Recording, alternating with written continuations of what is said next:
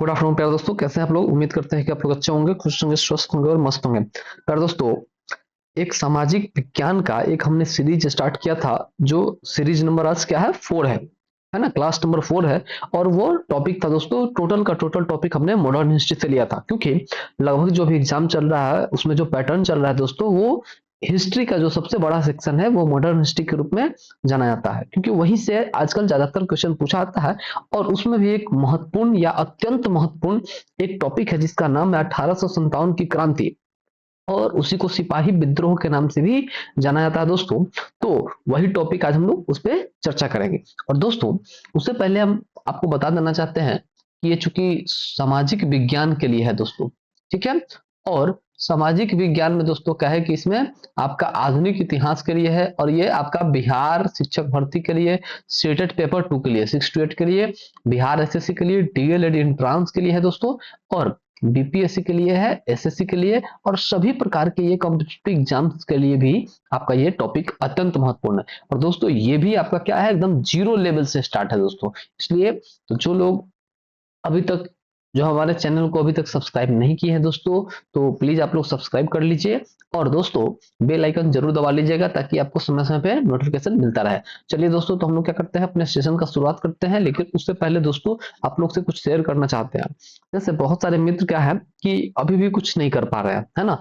जिनको अभी mock test देना चाहिए वो भी नहीं दे पा रहे हैं। तो प्यारे दोस्तों, आपको बता देना चाहते हैं कि अगर आपको कहीं आकाश में उड़ना है, मतलब कि अपने आकाश में आपको उड़ना है, तो पंख आपका है ना। और आसमान पे किसी का अधिकार नहीं है, आप उड़ सकते हैं, है ना।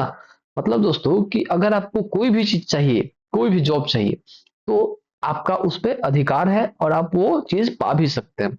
कैसे? तो एकमात्र उसका क्या है, जो वे है दोस्तों, रास्ता है, वो है आपका पढ़ाई। और दोस्तों, उसमें हम आपका क्या करेंगे, थोड़ा सा योगदान हम देंगे आपका। थोड़ा कह लीजिए या ज्यादा कह लीजिए, वो आपके ऊपर डिपेंड है। ठीक है, जॉब लग जाता है आपका तो ज्यादा होगा, नहीं लगा तो थोड़ा रहेगा।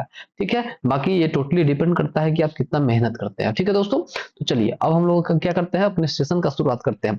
देखिए दोस्तों, क्या है कि चूंकि सिपाही विद्रोह एक्चुअली क्या था दोस्तों, कि 1857 में क्या हुआ कि जो अंग्रेजों के सिपाही थे, जो भारत के मुस्लिम और हिंदू और सिख, बहुत अलग अलग धर्मों के लोग थे, उनमें से पता चला, एक अफवाह फैल गया कि जो कारतूस होता है दोस्तों, जो बम होता है, जो गोली होता है, उसमें सुअर और गाय के मांस का चर्बी मिला हुआ है। और जब सैनिकों के द्वारा इसका विद्रोह किया गया, विरोध किया गया दोस्तों, और अपने सेनाध्यक्ष से पूछा गया कि क्या ये बात सही है, तो सेनाध्यक्ष ने कहा, क्या कहा कि बिना किसी जांच पड़ताल का वो कह दिया कि नहीं, ये बात क्या है, ये बिल्कुल करेक्ट है। सॉरी, बिल्कुल क्या है, ये इनकरेक्ट है, ये बिल्कुल गलत है। और उस चक्कर में क्या होता है दोस्तों, कि लोगों को जैसे ही क्या होता है, मान लीजिए कि आपके साथ भी कई बार ऐसा हुआ होगा। अगर आप किसी को, आपके मन में कोई डाउट है, अगर आप कहते हैं कि क्या ये सही है, अगर अचानक कोई कह देता है कि नहीं नहीं, बिल्कुल गलत है, इसका मतलब क्या होता है कि बिना जांचे, बिना पड़ताल किए कोई व्यक्ति अगर इस तरह का बोल देता है, तो आपको थोड़ा डाउट हो जाता है कि नहीं, कुछ तो गड़बड़ है ना। तो उसी तरह ये क्या हुआ कि सिपाहियों के मन में ये द्वेष उत्पन्न हो गया कि आखिर कुछ तो गड़बड़ है, जो अचानक इसका आंसर आ जा रहा है। और इसी कारण से क्या होता है कि बहुत सारे जो सिपाही थे, वो विद्रोह कर देते हैं दोस्तों। और अंततः क्या होता है, वो रूप सिपाही विद्रोह का हो जाता है। और जब ये रूप सिपाही विद्रोह का होता है, तो उसमें बहुत सारे भारतीय लोग भी मिलकर क्या करते हैं, उसमें 1857 की क्रांति के रूप में उभरते हैं। जैसे जहां तहां अपना क्या करते हैं, विरोध कर देते हैं। और वो विरोध का इतना उग्र रूप होता है कि जैसे मानिए कि दंगाई उस पर क्या कर रहा है, दंगा का रूप ले लेता है। ठीक है दोस्तों, तो चलिए अब हम लोग क्या करते हैं, पूरा टॉपिक वाइज इसको देखते हैं। चलिए, तो कहा दोस्तों कि 1857 की क्रांति, और इसी को बोलते हैं दोस्तों रिवॉल्यूशन ऑफ 1557। अब है दोस्तों कि दिसंबर 1856 में सरकार ने पुराने लोहे वाली बंदूक, ब्राउन बेस जिसको बोलते थे, के स्थान पर नवीन इनफील्ड राइफल का प्रयोग का निर्णय लिया। तो मतलब दोस्तों कि पहले जो पुराने वाले लोहा वाला जो बंदूक होता था ब्राउन बेस, उसके स्थान पे क्या किया 1856 में, सरकार कोशिश किया कि नहीं, थोड़ा सा डेवलप किया जाए।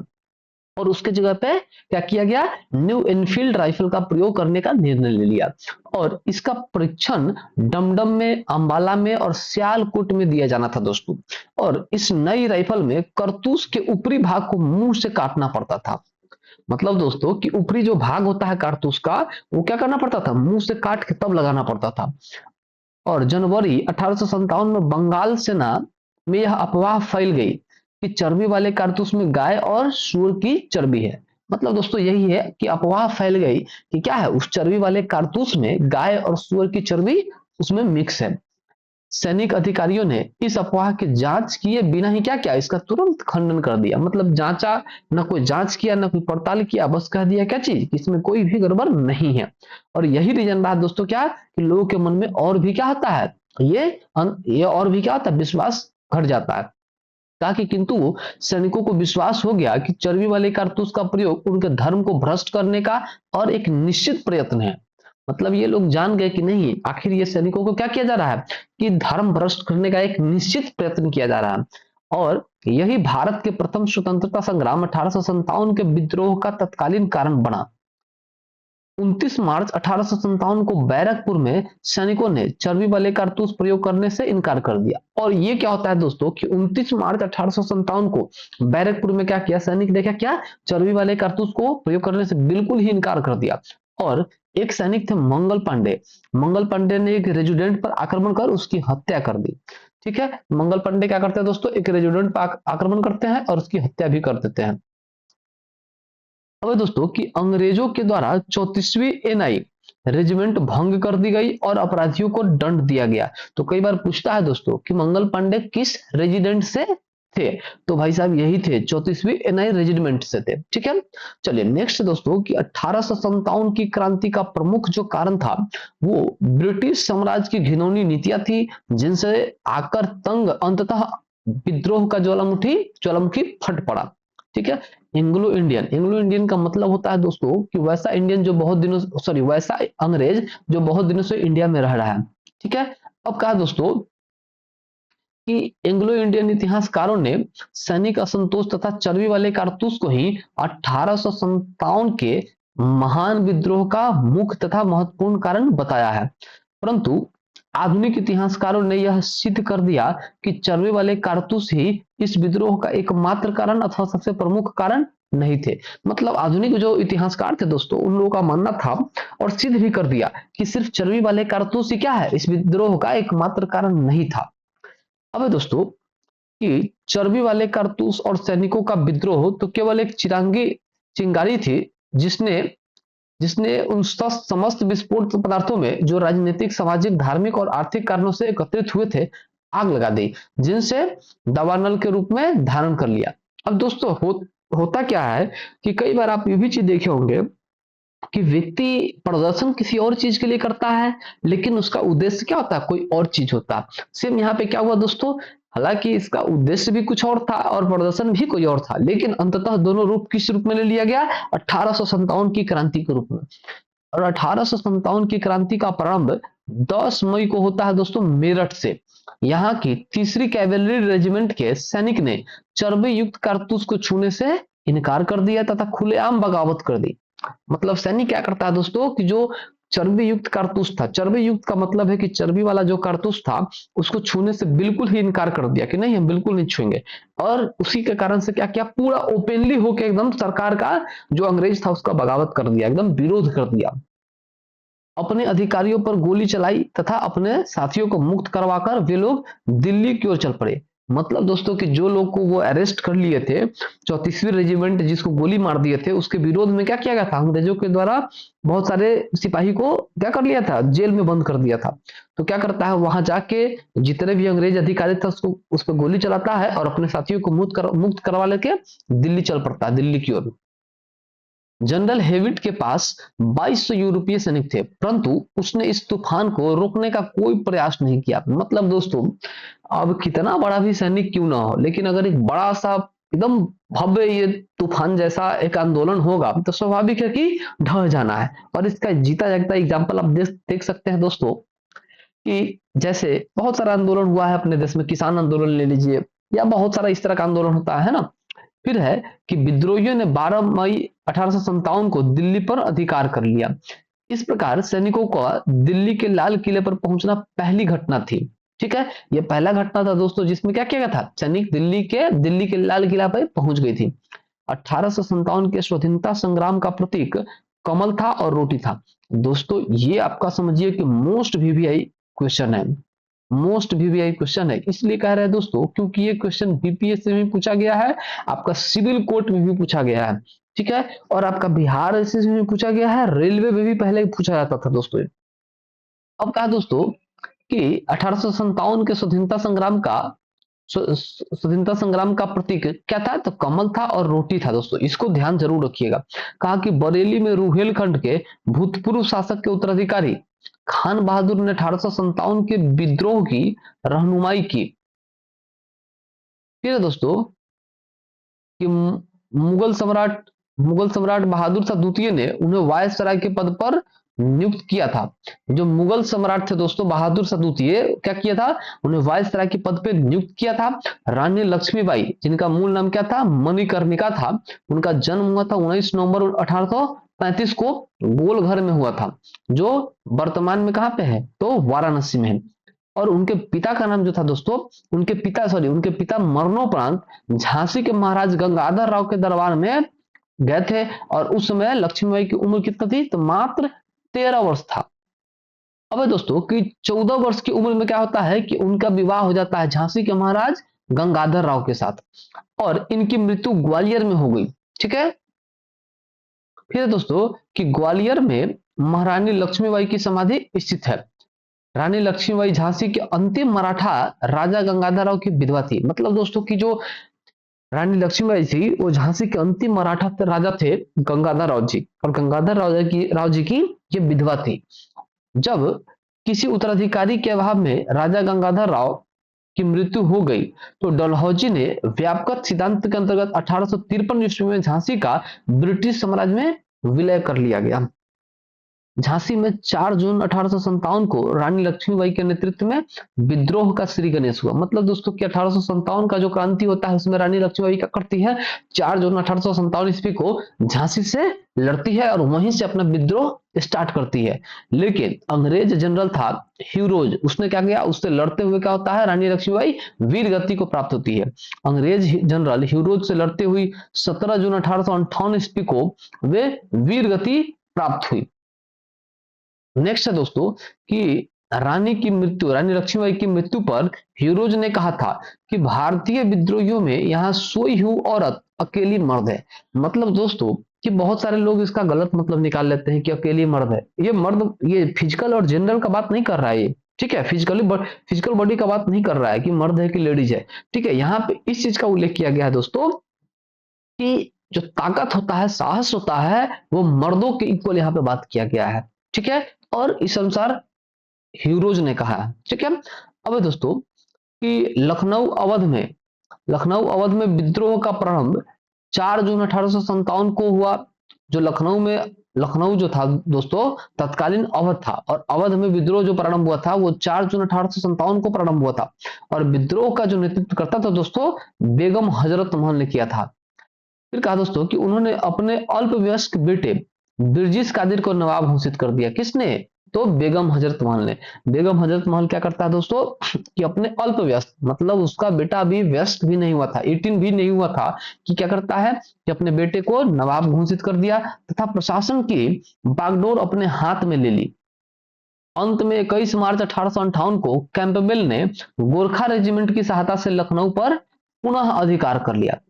जो अंत में क्या होता है दोस्तों कि 21 मार्च 1858 ईस्वी को कैंपबेल ने गोरखा रेजिमेंट की सहायता से लखनऊ पर क्या करता है, पुनः अधिकार कर लेता है।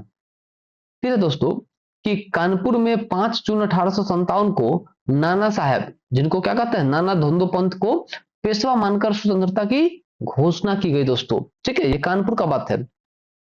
नेक्स्ट दोस्तों कि नाना साहब को जिसको सेनापति कमांडर इन चीफ तात्या तोपे से बहुत सहायता मिली। जो कमांडर इन चीफ थे नाना साहब के दोस्तों, वो कौन थे, तो वो थे तात्या टोपे, और उनसे क्या होता है, उनसे उनको बहुत सहायता मिलता है दोस्तों। और अजीमुल्ला खान नाना साहब के सलाहकार थे। तब इसमें कई बार ये भी पूछता है कि अजीमुल्ला खान कौन थे, तो ये नाना साहब के क्या थे, सलाहकार थे दोस्तों। फिर है कि इन्होंने नाना साहब के सचिव के रूप में भी कार्य किया है। अब कई बार यह भी पूछेगा कि कौन से ऐसे व्यक्ति थे जिसने नाना साहब के सलाहकार के रूप में भी और सचिव के रूप में भी कार्य किया है, तो कौन हो जाएगा, अजीमुल्ला खान। और इन्हें क्या कहते हैं, क्रांति दूत के भी नाम से जाना जाता है। चलिए नेक्स्ट है दोस्तों कहा आपका कि तात्या टोपे 1814 से लेकर 1859 उनका कार्यकाल है, को रामचंद्र पांडुरंग के नाम से जाना जाता है। मतलब कई बार पूछता है कि तात्या टोपे का मूल नाम क्या है, तो रामचंद्र पांडुरंग। वे 1857 के भारतीय विद्रोह के प्रमुख नेता थे। ठीक है, 1857 के भारतीय विद्रोह के क्या थे, प्रमुख नेता थे। और इनका जन्म हुआ था दोस्तों महाराष्ट्र में योला गांव में हुआ था।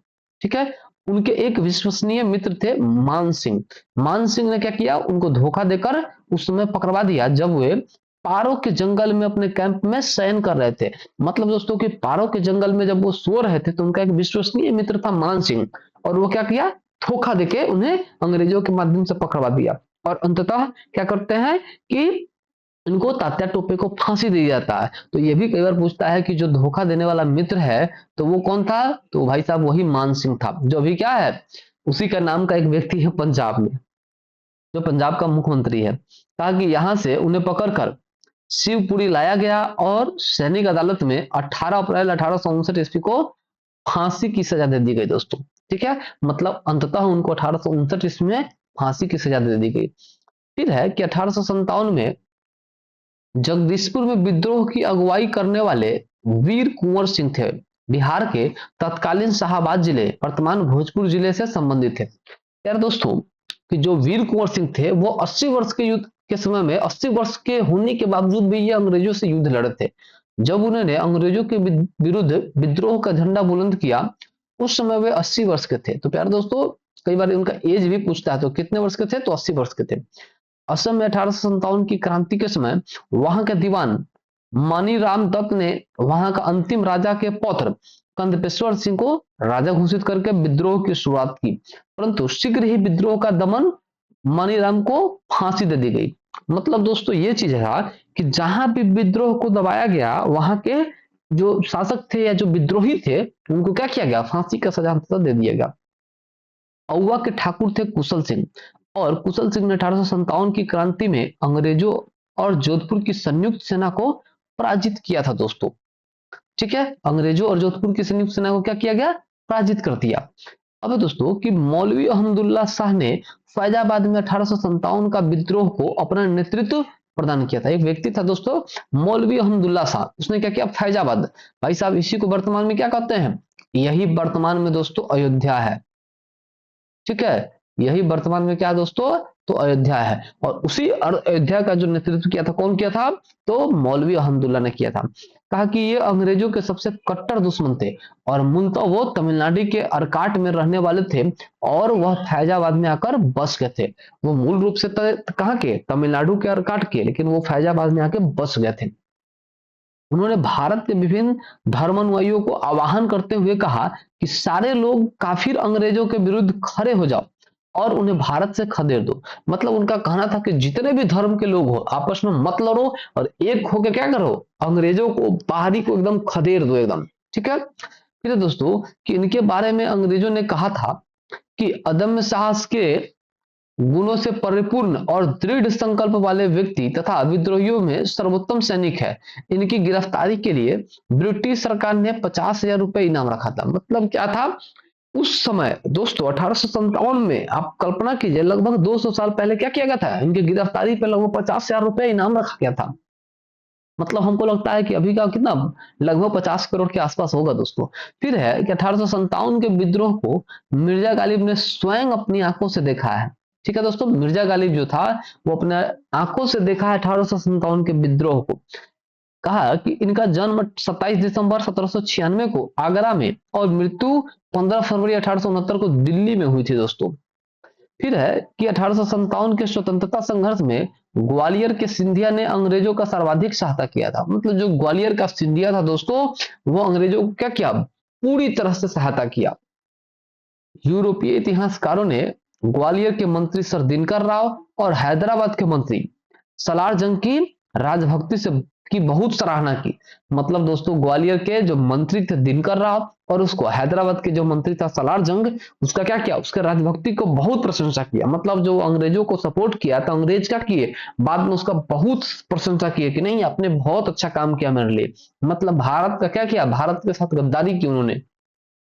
फिर है दोस्तों कि संकट के समय में कैनिंग ने कहा था कि यदि सिंधिया भी विद्रोह में शामिल हो जाए तो मुझे कल ही बिस्तर गोल करना होगा। मतलब क्या, अगर सिंधिया भी अगर भारत के विद्रोह में 1857 के क्रांति के विद्रोह में शामिल हो जाता तो क्या होता, अंग्रेज उसी समय भारत छोड़ के चला गया होता और हमारा देश कब आजाद हो गया था, 1857 ईस्वी को ही आजाद हो गया रहता। ठीक है। अब है दोस्तों कि 1857 का विद्रोह बहुत बड़े क्षेत्र में फैला हुआ था और इसे जनता का व्यापक समर्थन भी प्राप्त था। फिर भी पूरे देश को या भारतीय समाज के सभी अंगों तथा वर्गों को यह अपनी लपेट में नहीं ले सका। मतलब पूरा देश में तो था दोस्तों, बहुत क्षेत्र तक फैला था, लेकिन देश के हर एक कोना तक ये नहीं जा पाया और बहुत सारे जो वर्ग के लोग थे इसमें क्या किया, भाग नहीं लिया, ताकि यह दक्षिणी भारत और पूर्वी पश्चिमी भारत के अधिकांश भागों में नहीं फैल सका।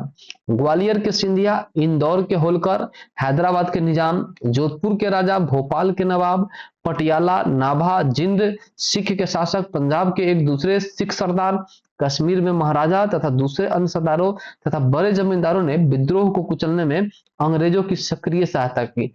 मतलब दोस्तों कि जो इतने लोग हैं इन्होंने क्या किया, अंग्रेजों को पूरी तरह से सहायता किया। फिर है कि गवर्नर जनरल कैनिंग के बाद टिप्पणी की, कैनिंग ने बाद में टिप्पणी की कि इन शासकों द्वारा सरदारों ने तूफान के आगे बांध तरंग रोधक का काम किया है, वरना यह तूफान एक ही लहर में हमें बहा जाता। और स्वाभाविक है दोस्तों कि अगर आप किसी बाहरी से लड़ रहे हैं, अगर आप जीत नहीं रहे हैं तो इसका सीधा श्रेय क्या है, कोई आपका अपना गद्दारी कर रहा है, सीधा सा मतलब है। तो यही चीज था, ये लोग क्या किए, गद्दारी किए। नेक्स्ट दोस्तों, कहा कि 1857 के विद्रोह में शिक्षित वर्ग ने कोई रुचि नहीं ली। जो पढ़े लिखे लोग थे दोस्तों, जो शिक्षित थे, उन्होंने क्या किया, वो रुचि ही नहीं ली, जो इस महासागर की असफलता के प्रमुख कारणों में से भी एक है दोस्तों। 1857 के विद्रोह के समय गवर्नर जनरल था दोस्तों कैनिंग। 1856 से 1862 विद्रोह के समय में कैनिंग ने इलाहाबाद की आपातकालीन मुख्यालय बना दिया। मतलब क्या करता है दोस्तों, इलाहाबाद को क्या करता है, आपातकालीन मुख्यालय बना दिया, मतलब एकदम हेडक्वार्टर बना दिया। फिर है कि कैनिंग भारत में कंपनी द्वारा नियुक्त अंतिम गवर्नर जनरल था तथा ब्रिटिश सम्राट के अधीन नियुक्त भारत का पहला वाइसराय था। मतलब दोस्तों कभी कहे कि अंतिम गवर्नर जनरल तथा भारत का पहला वाइसराय कौन है, तो भाई साहब यही कैनिंग है। ठीक है, और इस अनुसार आपका ये भी इंपॉर्टेंट हो जाता है। फिर कहा दोस्तों कि न्यायिक सुधारों के अंतर्गत कैनिंग ने इंडियन हाईकोर्ट एक्ट द्वारा मुंबई, कलकत्ता और मद्रास में एक एक उच्च न्यायालय की स्थापना की। ठीक है, मतलब इंडियन जो एक्ट था दोस्तों उसके तहत क्या किया, ये एक एक जो उच्च न्यायालय था आपका बंबई में, कलकत्ता में और मद्रास में एक एक उच्च न्यायालय का स्थापना किया। फिर है कि सामाजिक सुधारों के अंतर्गत विधवा पुनर्विवाह अधिनियम 1856 ईस्वी में कैनिंग के समय में ही पारित हुआ था। 1857 के विद्रोह को भारत में प्रथम स्वतंत्रता संग्राम के नाम से जाना जाता है तथा ब्रिटेन में इंडियन म्यूटेनी के नाम से अहमियत दिया जाता है, अभिहित किया जाता है। मतलब दोस्तों स्वाभाविक है कि अगर हम लोग किसी आतंकवादी को मारते हैं तो क्या होगा, वो मार दिए, है ना, खत्म कर दिए, ये चीज होगा। लेकिन वही किसी दूसरे देश का जो होगा, वो जिस देश का होगा क्या होगा, उसके देश के लिए क्या होगा, शहीद हो जाता है। तो वही चीज है, हमारे भारत के लिए क्या था दोस्तों, ये पहला स्वतंत्रता संग्राम था। लेकिन ब्रिटेन में इसको क्या किया गया, इंडियन म्यूटिनी के नाम से, सिपाही विद्रोह के नाम से जाना गया। फिर दोस्तों कहा इसमें कि 1857 के विद्रोह के समय बैरकपुर में lieutenant general sir John Bennett Harrison commanding officer थे। जो 1857 के क्रांति के समय जो बैरकपुर में जो था दोस्तों, उसमें जो जनरल था उसका नाम था जॉन बेनेट हैरिसन और वो कमांडिंग ऑफिसर था। फिर है कि जिस समय भारत में 1857 की क्रांति के समय ब्रिटेन में विस्कॉन्ट पामस्टन ब्रिटेन के प्रधानमंत्री थे। तो दोस्तों ये भी कई बार पूछता है कि 1857 के क्रांति के समय ब्रिटेन के प्रधानमंत्री कौन थे, तो विस्कॉन्ट पामस्टन ब्रिटेन के प्रधानमंत्री थे और इनका कार्यकाल था 1855 से लेकर 1858 तक। फिर दोस्तों 1857 के विद्रोह की असफलता का मुख्य कारण किसी सामान्य योजना एवं केंद्रीय संगठन की कमी था। ठीक है, मतलब दोस्तों कि इसका कुल मिला के ये कहिए कि इसका जो मुख्य असफलता का कारण था ये था दोस्तों कि केंद्रीय संगठन का कमी था। मतलब किसी में कोई ये था ही नहीं, मैनेजमेंट था ही नहीं कि हाँ कहां से कौन युद्ध लड़ेगा, कब लड़ना है, बस एक भीड़ की तरह युद्ध लड़ा गया और यही क्या था, मुख्य सफलता का कारण था। विद्रोहियों के नेताओं में कई संगठन की भावना देखने में नहीं आई। उनके पास किसी सुनियोजित कार्यक्रम का पूर्ण अभाव था दोस्तों। मतलब पूरा क्या था, सुनियोजित कार्यक्रम का पूरा अभाव था। उनमें अनुशासन की कमी भी थी दोस्तों। फिर है नेक्स्ट है दोस्तों, कहा कि कभी कभी तो वो अनुशासित सेना के बजाय दंगाई भीड़ की तरह व्यवहार करते थे। मतलब कभी कभी ऐसा लगता था कि वो क्या है, एकदम दंगाई की तरह व्यवहार करते हैं।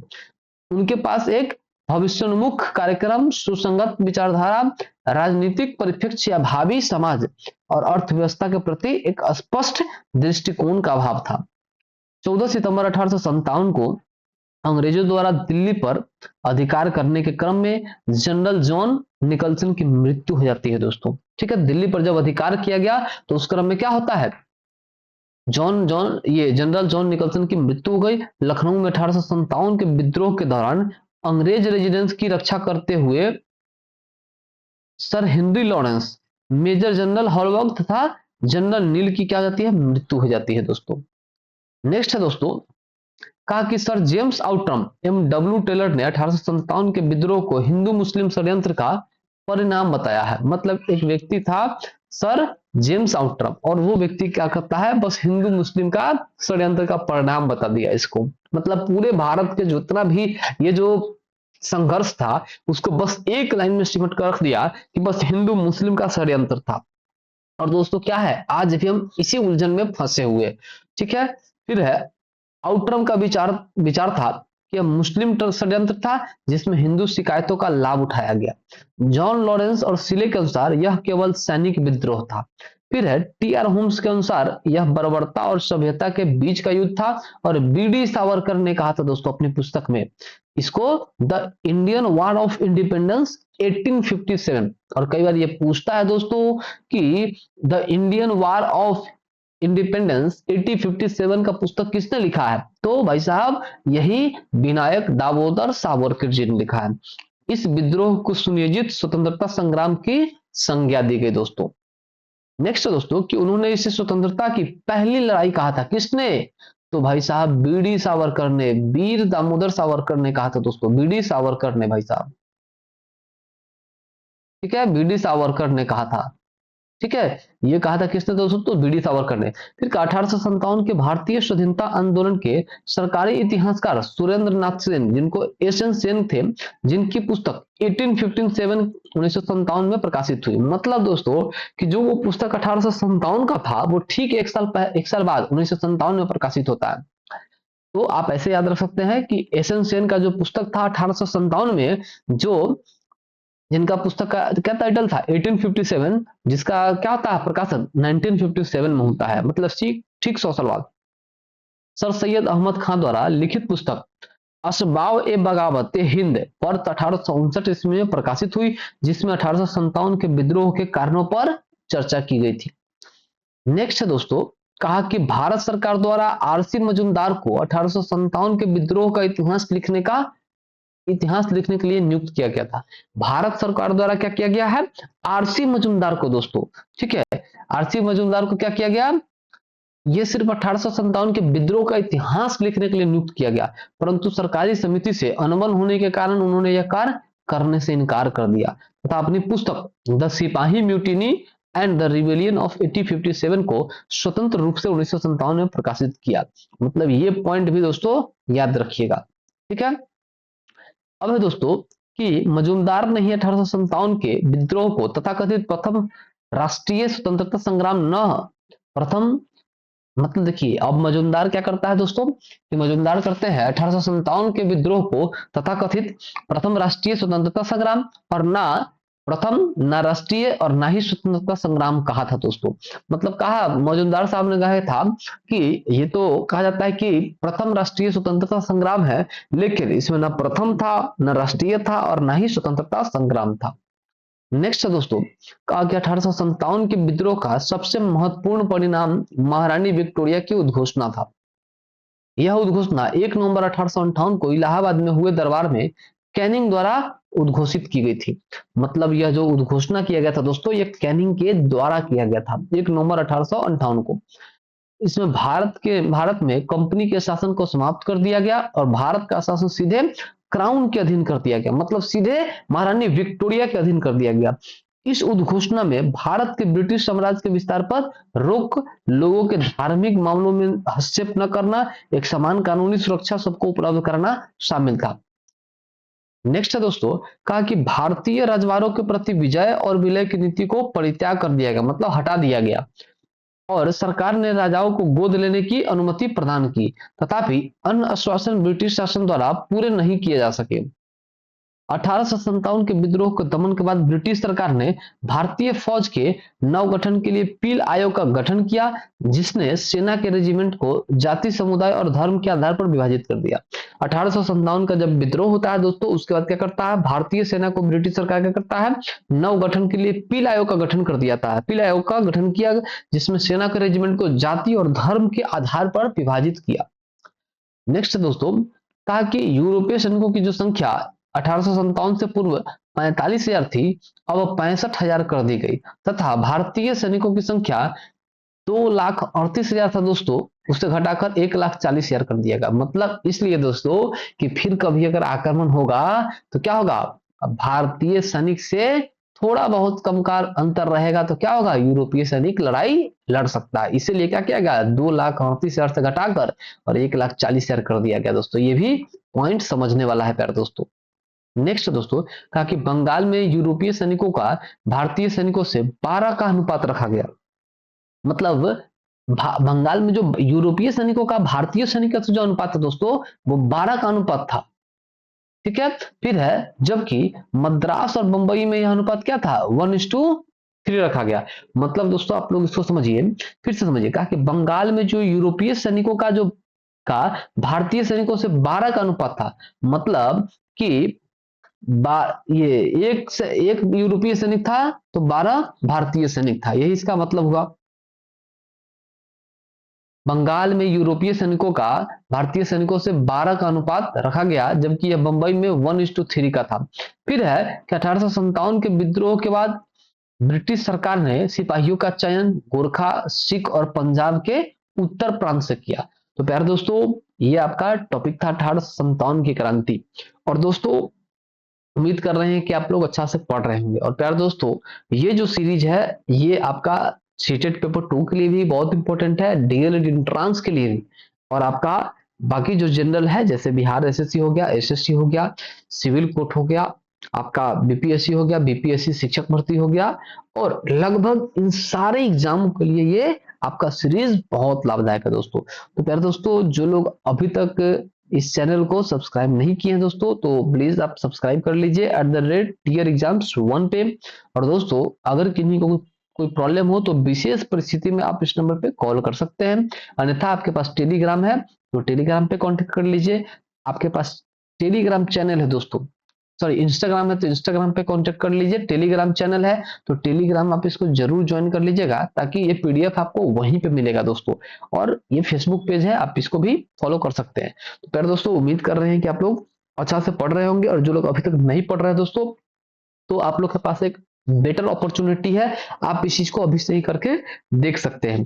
पर दोस्तों अभी भी क्या है, डीएलएड एंट्रांस वाले का भी थोड़ा सा डेट बढ़ा है, इसलिए आप यहाँ पे ज्वाइन करके ये सीरीज देख सकते हैं।